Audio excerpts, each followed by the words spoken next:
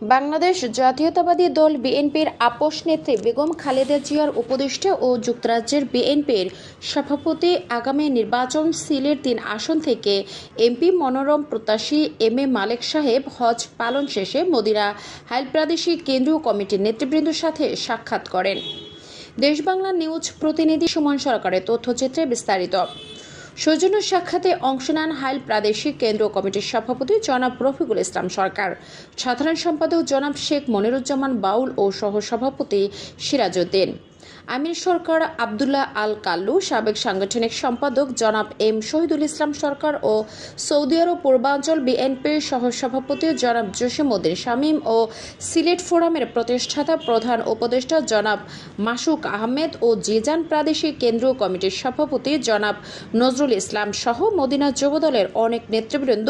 ফুল দিয়ে শুভেচ্ছা জানান এম এ মালেক সাহেবকে। সিলেট ৩ আসনে আমি ধানের শীষে যদি আমাকে দল নির্বাচিত করার জন্য নির্দেশ দেয় তাহলে আমি আগামীতে নির্বাচন করব।